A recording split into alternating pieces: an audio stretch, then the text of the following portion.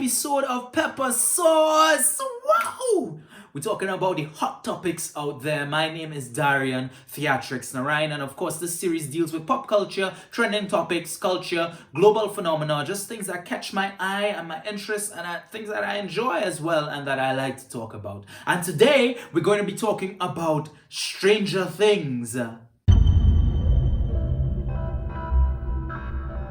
No, not your weird sister or your weird friend or that weird guy down the road. Hey, it's me, that weird guy from down the road.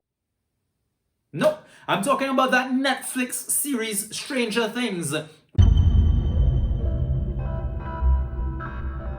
After binge watching it, I realized that quite a few people in the Caribbean are tuned into this show. And it got me thinking, why? Why do people like and enjoy Stranger Things so much who are from the Caribbean? Now, it must be noted that it's not uncommon for Caribbean people to tune into a lot of American media. That is because of our close proximity to America. A lot of the media, TV shows, film, etc., magazines, books, you name it, finds its way in our mainstream media here in the Caribbean. But still, I got to wondering why do people enjoy it so much? And these are the reasons that I came up with.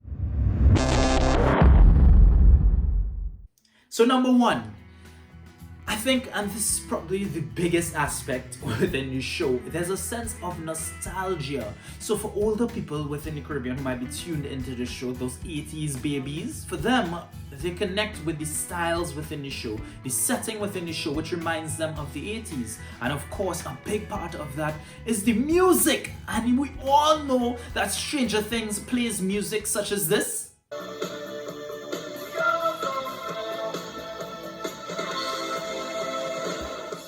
And this.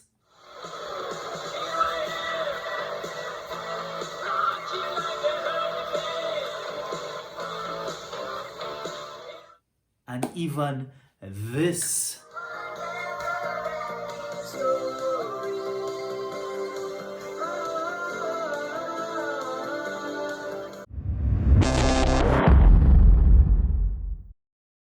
So number two is of course the whole idea of family and family values. We see things such as friendship coming to the forefront and strong family ties coming to the forefront as well. You see those friendships develop and you see them kind of honing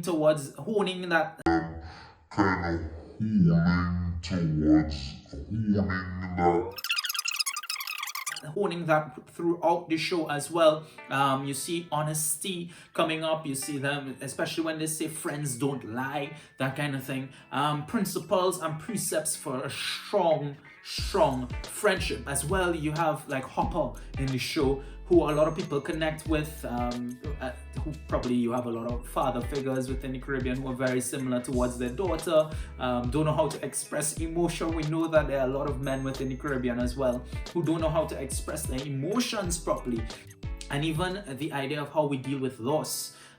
You see him go through different stages inside there with the loss of his daughter. You see how it still affects him, but how it also affects his future relationships and the formation of his future relationships.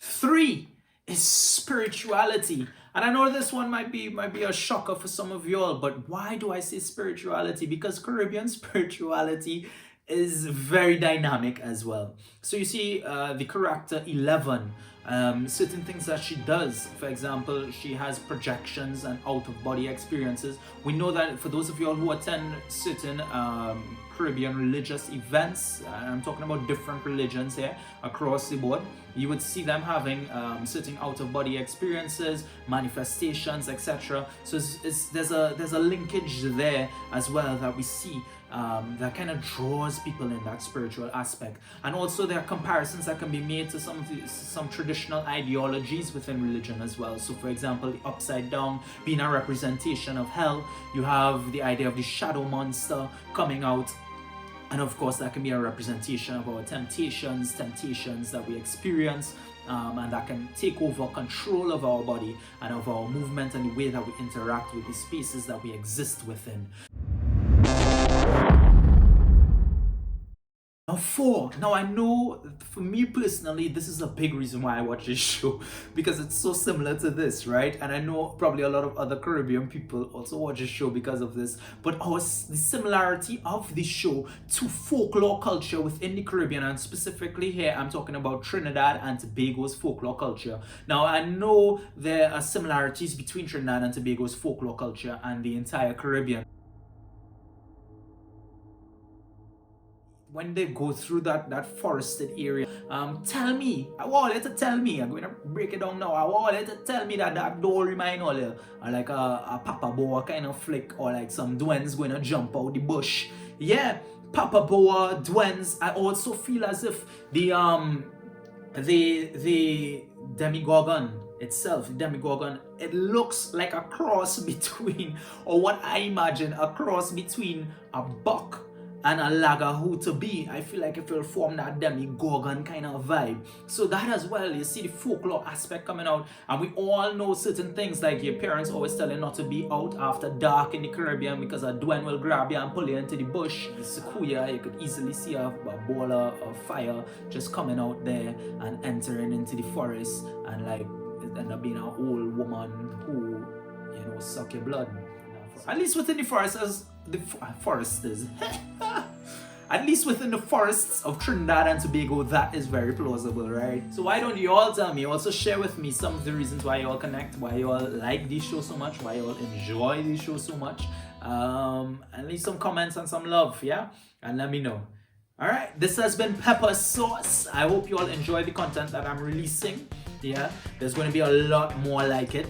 So stay tuned, make sure to subscribe, turn on that little bell icon to hear whenever I post a new video. Vibes.